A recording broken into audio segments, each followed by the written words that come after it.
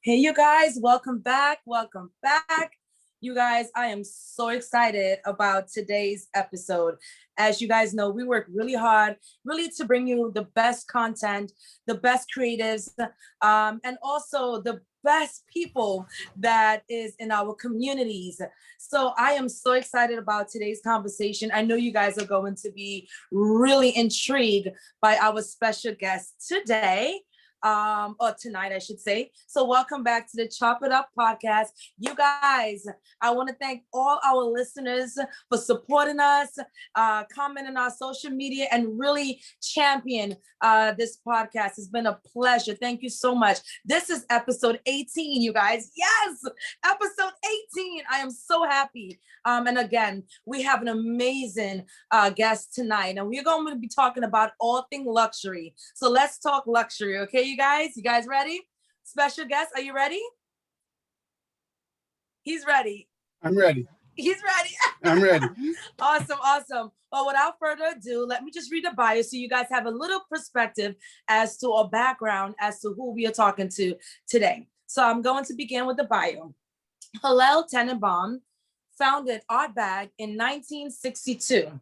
A former professor at the Fashion Institute of Technology, also known as FIT, here in New York City, he had a passion for perfection instilled into his son-in-law and future business partner, Louis Rosenberg. Rosenberg, a tinsmith by trade, brought his knowledge of metals and quality artistry to Artbag. He was considered the king of quality control, well before it was a catchphrase used in today's society. In 1993, Donald Moore, protégé of Mr. Tenenbaum and business partner of Rosenberg, purchased the business. Mr. Moore began his career at Artbag in 1959. He worked alongside Mr. Tenenbaum for over 2 decades, learning pattern making and handbag construction. The knowledge enabled Moore to create new styles and recognize flaws and potential issues with designs of other handbag makers. This footprint of perfection has left an indelible mark on the current owner, Chris Moore. Chris began his career making bags alongside his father, Donald Moore, at an early age. Over the years, he acquired the knowledge and expertise in the art of bag making and repair. The younger Mr. Moore has been called upon many major publications as a source of information on handbag design and maintenance. You guys, we have the honor of speaking to Mr. Moore. Chris, are you there? I'm here. Good afternoon. Good evening, should I say. Yes. Welcome to Chop It Up. I am so excited to talk to you. Your history, the legacy, being the only Black-owned handbag maker on Madison Avenue. I mean, I'm just so excited. I'm so excited to share with our listeners your story. So let's get right into it. You ready to chop it up? I'm ready to chop it up. Let's Absolutely. Go. Yes. So tell us, how did this come about? We read your bio, but how did this come about in terms of you getting immaculated into the handbag industry? You know, when I was around 7 or 8 years old, my dad used to come home and start making handbags in the basement. And I just loved hanging out with my dad. He was like the coolest person in the world. So bit by bit, you know, he saw that, listen, you just don't have to hang out down here. You can start working. So at an early age, around 7 or 8 years old, I began just cementing handbags for him or helping him cement. And I began to show a knack for it, doing it well. And so at that time, he said, you know what, you can do this. Let's go to the next step. And the next step was to actually start stitching. So around 9 or 10 years old, I started stitching linings of bags and shoulder straps. Nothing that would be terribly difficult for a kid of that age, especially one that was eager to learn. So, and also eager to get paid. So I think he was paying me like $1 a night, which is pretty much, you know, slave wages, but it was $1 a night for a couple hours work, and I enjoyed doing it. So I continued to do that for a few years until about 14, when puberty hit, and hanging out with dad wasn't nearly as fun. So that being said, I of course stopped working with him at that point, and went to college. I went to Pace University for marketing management, and I graduated in 1992, which at that time was one of the most difficult times to graduate because of the stock market crash that happened in October of 91. So I said, well, what am I going to do now? So I said, you know what? I'll start working for Domino's Pizza. And I was intended to franchise Domino's pizzas. And then some unfortunate incidents happened with Domino's. And then my dad said, listen, I'm going to be buying my last partner out. Do you want to come on board? I said, you know what? Why not? It had to be an easier sled to push, if you will, than what I was currently doing. So I joined Artbag in 1993, full time, and working side by side with my dad again. And he taught me more so the interaction with clientele as opposed to just being behind the scenes. Yes, yes. Where did the name Artbag come from? Where did that generated from? Well, that was generated from Hillel Tenenbaum, the founder of Artbag, and he was just an artisan as to what he did, and he was a perfectionist. You know, when my dad started learning pattern making, if there was one thing that was a 16th of an inch off, it's no good. You had to start all over. And so initially my dad got a little discouraged, but he realized that by sharpening the tools, that he would be that much better in the long run. And that's what happened. Yeah. And so that type of perfection has left an indelible imprint on me.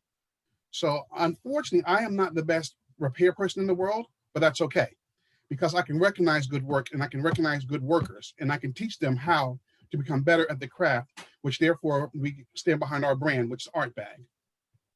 So, you know, before we even, I wanted to ask you, where do you see your brand, from here 5 years from now? But before we even get there, I wanted to ask you about, this topic is about really showcasing the excellence of craftsmanship, which, as you can agree, is a skill set that's not necessarily promoted in today's society. Craftsmanship, using your hands, right? Really Correct. Working with your hands and so forth. So what would you say are some really, like, if we have a student that might be thinking about a career in craftsmanship, what are some good tips would you say they should, what are some good tips you'll suggest?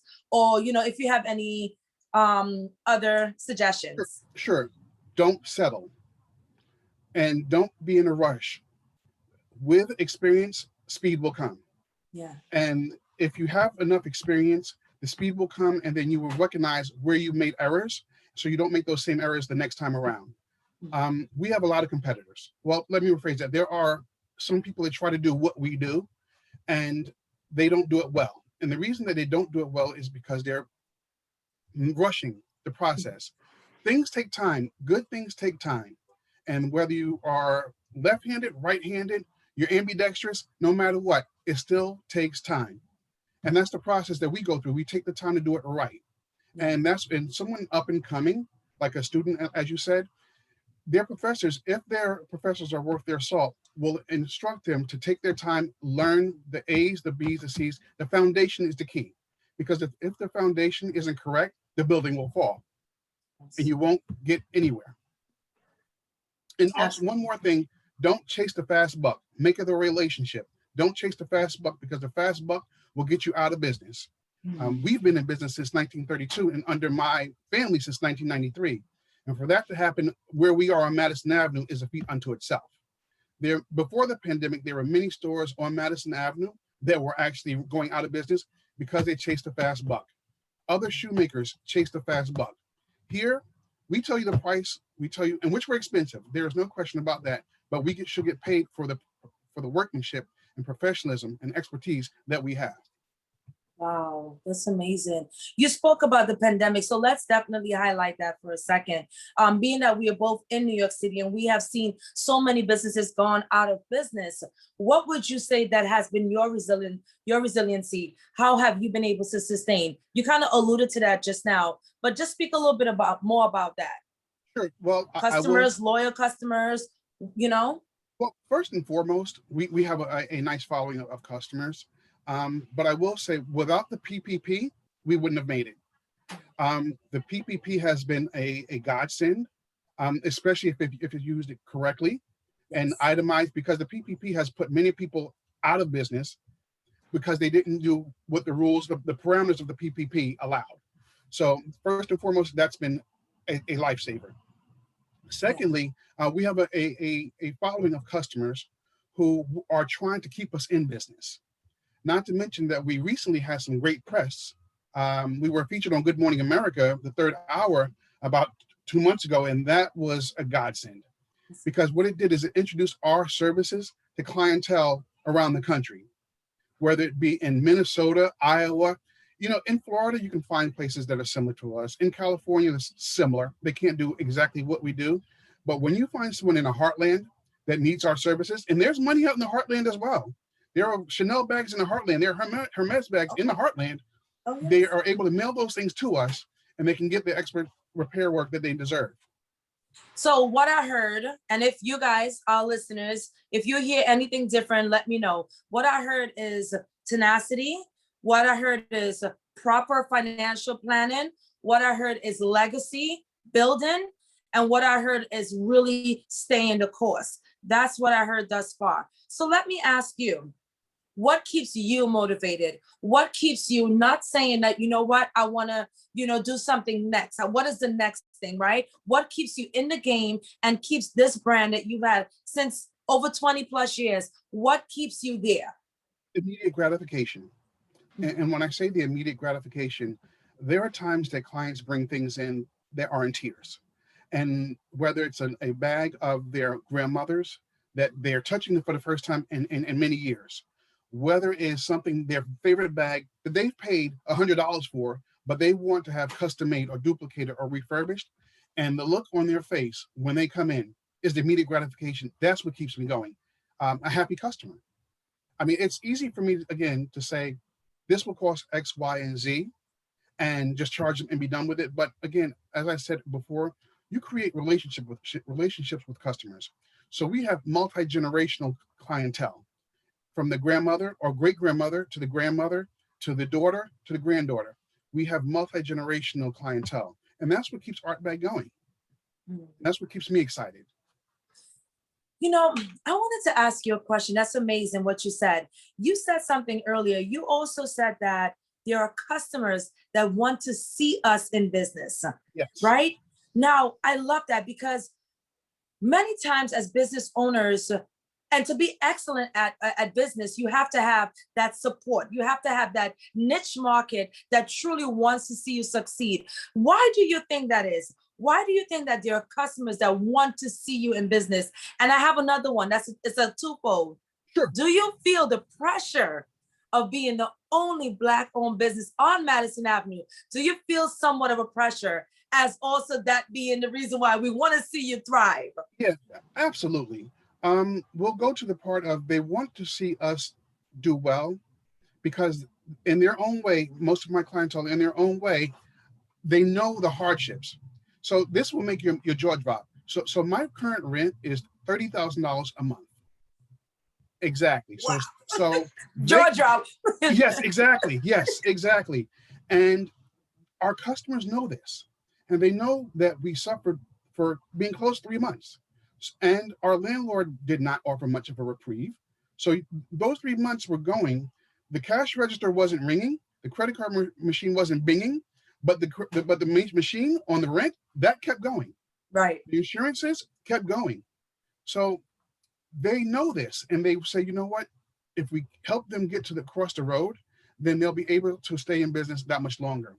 Now, as far as pressure being the first and basically the only Black-owned business on Madison Avenue, there's a tremendous amount of pressure. Absolutely.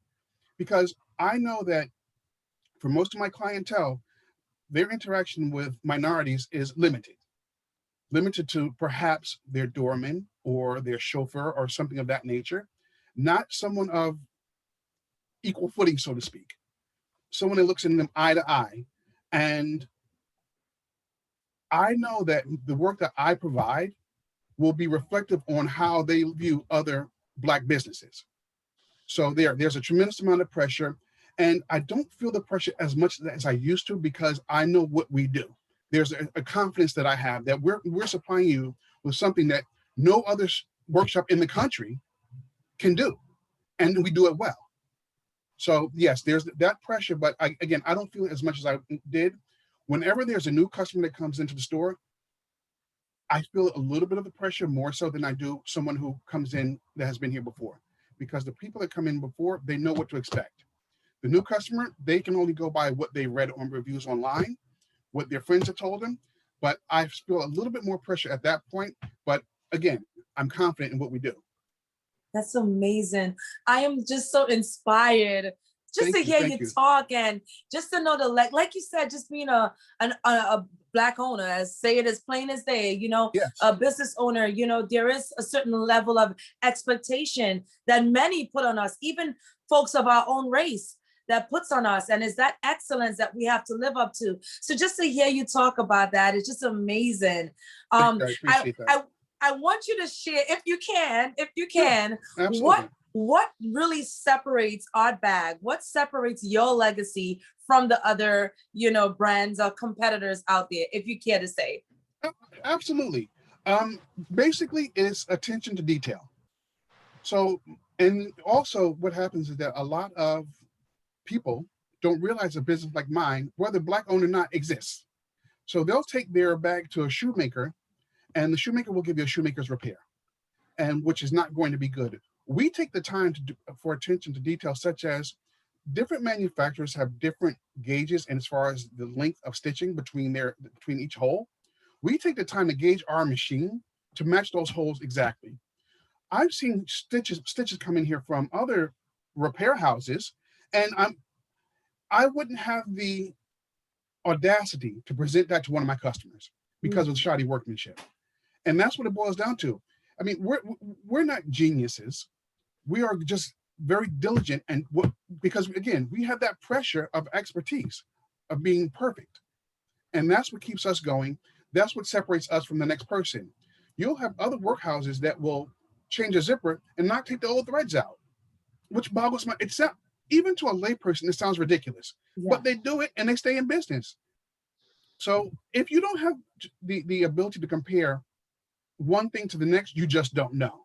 But once you actually have it done properly, then you can understand why we charge what we charge, which is a premium, because again, what we do and how we do it, and between the shoddy shoemaker's workmanship. And you guys, they do charge a premium. Their prices is top of the line. Over $1,000. I was like, well, hold on. But you see, here lies the difference. And I just had a discussion with a customer a couple of days ago. I gave her a price to do a repair, and I think it was around $400 for a repair. And she said, that's really expensive. So then I asked her, well, compared to what? So she paused. She's like, well, I don't have anything to compare it to. And I said, well, there you go. You don't see, you can get a Mercedes and you can get a Honda. They're both going to take you from here to Georgia, but you'll be riding in a different class when you're riding in that Mercedes. You understand? And we consider ourselves to be, at the very least, the Mercedes of repair houses. Yes. Because again, their attention to detail. We have in store, we have about 16 different shades of black. There's no one in the country that have that many shades of black. I assure you, just so that we match it up as close as possible to the original. So that, again, that's another thing that separates us, because what keeps me up at night sometimes is that customer that has unrealistic expectations. I will tell you what's going to happen before you do the repair, before you leave $1 for a deposit, how it's going to come out. And there are times I say, you should not do this repair because it's not going to come out well. And there are times that they do, and fine. And then I do the best I can to make it look as good as possible. And sometimes they're like, well, this didn't come out well. I told you it's not going to come out well. I wrote it on your receipt that it's not going to come out well. But she's like, but now at least I can use the bag. Well, then you can't expect much more. Right. No, absolutely. Yeah. Once you manage the customer's expectation, I think that is so key. So what I heard is managing the customer's expectation, being good, being excellent at your craft, and staying focused within your lane. Yes. Yeah. And it's interesting you said within our lane, because of the pandemic, a lot of shoe stores didn't make it through. Yes. And my guys have shoemaker background. So now, as a different revenue stream, we actually now do shoe repair as well. So that's also been, I mean, granted, the pandemic has been catastrophic for all. Yes. But now that you are made it through to the other side, so to speak, Now you have to look at what you can do to increase your revenue stream. And customers have been asking, do you repair shoes? Well, yes, now we do. So that's also been very important for us. And that's what I was about to ask you. Like, I literally was about to ask you that. So that is amazing. Excellent. You said that. Yeah. So when someone walks into your store from off the street, because like you mentioned, not everyone is knowledgeable about bag repair. So what else can they find in your store? Any merchandise? Oh, sure. We have over 100 different models of handbags in store that I have made for me in Italy. And because of the pandemic and the price of the euro, because we get everything from Italy. And right now, the euro is extremely high compared to the US dollar. And I know we have a 2-year lease, and I know within those 2 years, after those 2 years, it's going to be necessary for us to downsize. So we have started the selling of our bags at discounted rates. We're no longer ordering bags, but we will do custom-made work as we've done for the past 70, 80 years. Wow. Amazing. Yes. Amazing. Yes. What I heard is the ability to shift, the ability to really pivot and know what that pivot looks like, and also forecasting. Yes, absolutely. Yeah. Because I mean, I have within the store, again, maybe 400 SKUs, not 400 SKUs, 400 pieces to move within the next 2 years, which should not be much of a problem. But I know that money right now sitting on the shelves does nothing. So what I'm going to do is I'm going to take that money that I get from the sales and actually increase my digital footprint. And that's, we're kind of dinosaurs as far as digital marketing. We've gotten better. Right. Our Instagram page is such as doing this podcast. We're exactly doing this podcast. Right. Our Instagram page has gotten far better. We've updated our website. We can be contacted via Facebook. So our digital footprint is growing, but I can now take that money and make it that much bigger. Yes. Which will also increase. Now with that should increase the business, which will enable me to employ more people and just take it to the next level. Absolutely. Absolutely. Yeah. You're right. And we have to, because social media is such a key component in many of our businesses. Even this week, I went to a conference basically talking about that. The owner, he has acquired many different businesses, but one of the key questions was, how have you been able to utilize social media? And are you one of those like TikTokers? Like, how does it, work? And for many businesses, they do have to kind of change up how they market, really to talk to the social media platform. So exactly. That's amazing that you're able to do that and you're able to recognize that as a advantage. Yes, it's a necessity at this point. A necessity as well. Yes. Yeah. We've done print advertising. I stopped doing print advertising when the pandemic came, and the Instagram post, the Facebook post, they cost me less than the actual print advertising, and it's more interactive. Right. And so therefore customers can get immediate gratification. You send me a couple of pictures, I give you ballpark pricing, you make the decision as to whether or not you want to do it or not. So that's all. It's just been phenomenal for us. Phenomenal. Absolutely. Yeah. Yeah.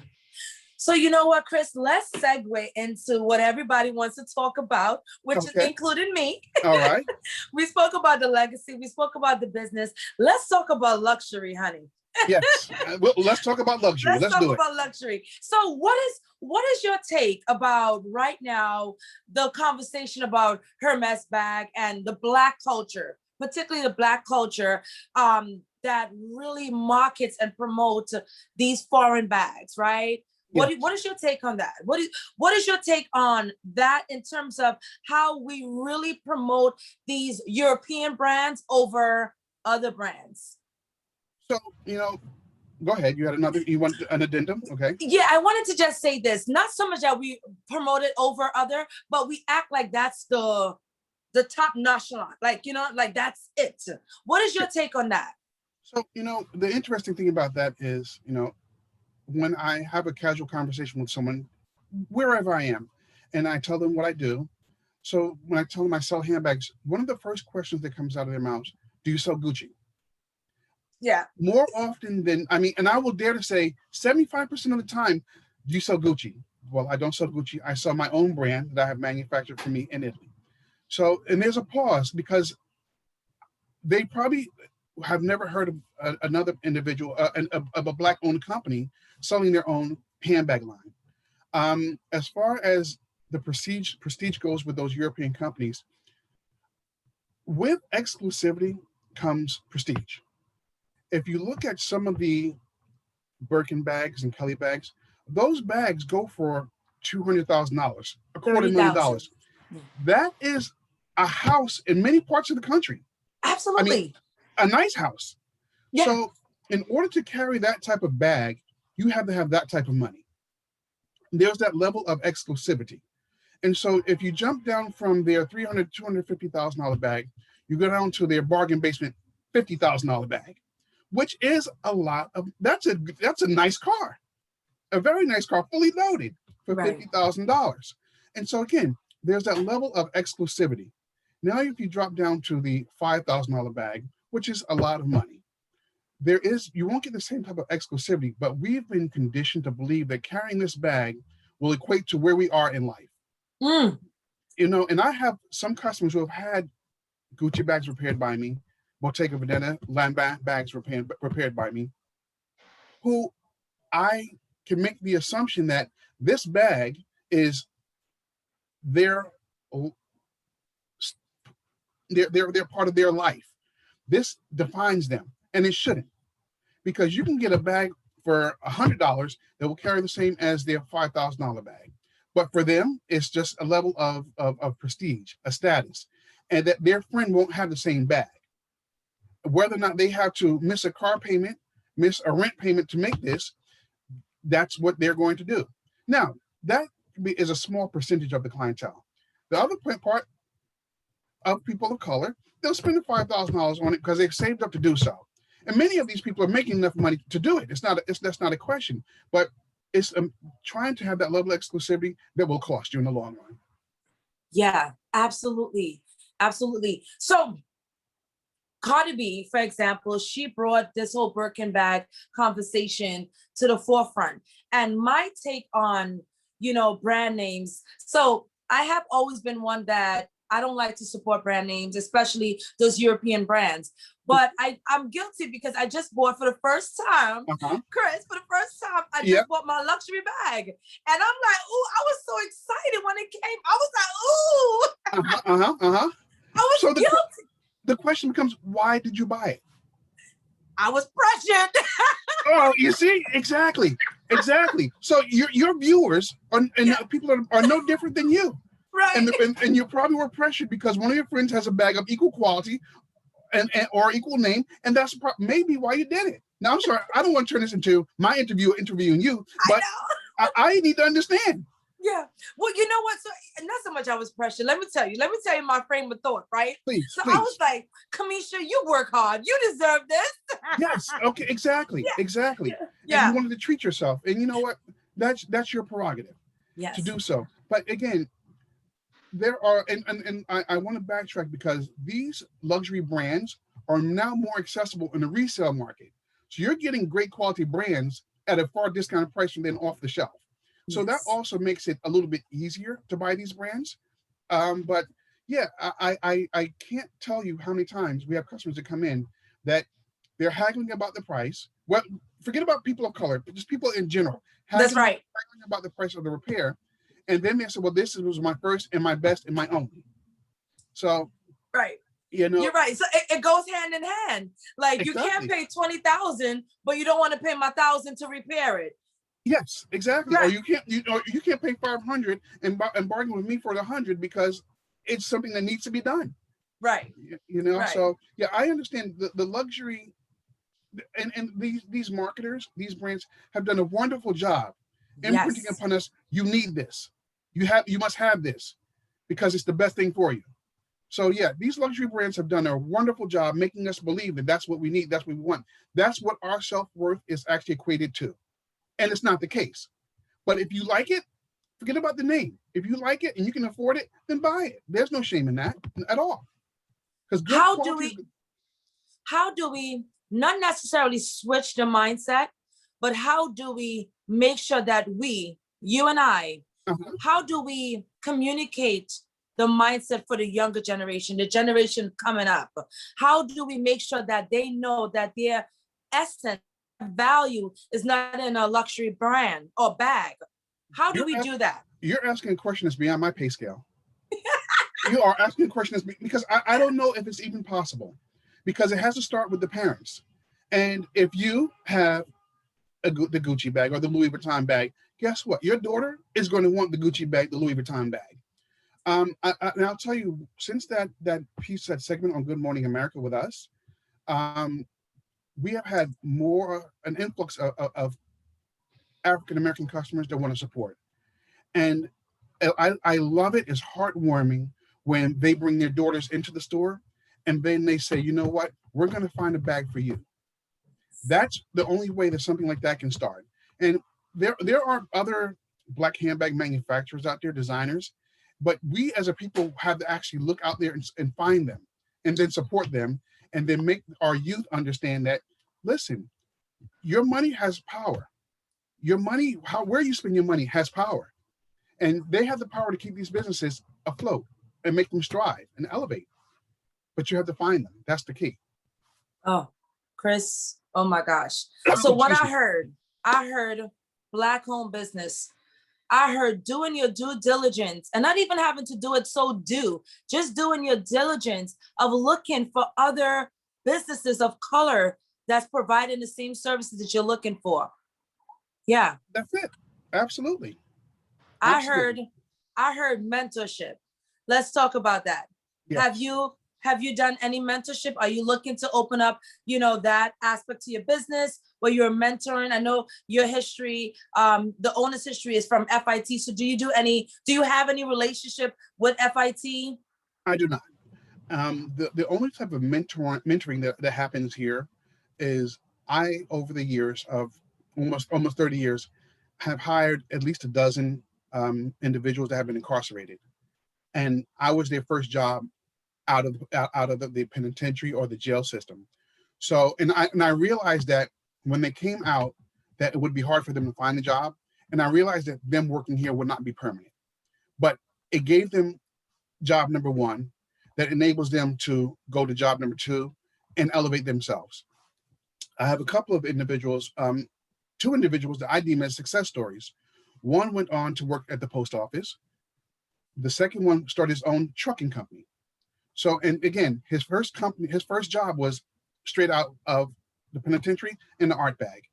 And if indeed you show the character, then I can actually train you to do what I do. And they learn what it is to actually have a 9-to-5 and how hard it can be as opposed to what they were doing previously. At this point, the gentleman that I have working for me now in that position, he was not incarcerated, but he has actually become an aide, an assistant, or an asset to the business. So do I do mentorship? No. I currently work close to 6 days a week. So the time for mentorship is not there for me, but you never know what the future holds. Yeah, that's amazing. That's amazing, Chris. God bless you. That's amazing. I appreciate that. That. So what I heard is second chance, right? Yes. Apprenticeship. Yes. Yeah. Exactly. I love that. Oh my gosh, that's amazing. So I think that is the key to your success. And that is active mentorship, if you ask me. Yeah, that's active. Hands-on. Hands-on. And whether or not someone has a passive way of doing mentorship, whether it be, contributing financially or even your time to organizations, whereas you're not face-to-face with that individual, that's also great. But for me, the only way I can do it at this point is hands-on, eyeball to eyeball. Yes. So before we end our podcast, I don't want to end. I feel like I want to go on and on. I just, you know what, Chris, I just want to thank you publicly because, me, planning this, scheduling this podcast and we going back and forth. You're so busy as is, but the fact that you gave me that time and you said, let's do it. And I just so appreciate the fact that you're just lending your voice to such an amazing conversation and being so organic. So I just want to publicly thank you. You're quite welcome, and I appreciate you having me. Yes, you're most welcome. It's been really fun to chop it up. Yeah, exactly. Yes. This podcast was created really to talk to people like you, people that's in the grassroots, in a community that's making a difference and that you can literally see the difference. Because I can walk in off the street and come into your store and buy a handbag. Exactly. As opposed to calling someone from France, Hermes, or if I have an issue with a luxury brand Yes. and not getting the same, you know what I'm saying? Yeah. Same customer service. And I'm sorry. And the same customer service. And I forgot to add this. No matter who you buy your bag from, eventually it's going to break down, no matter what.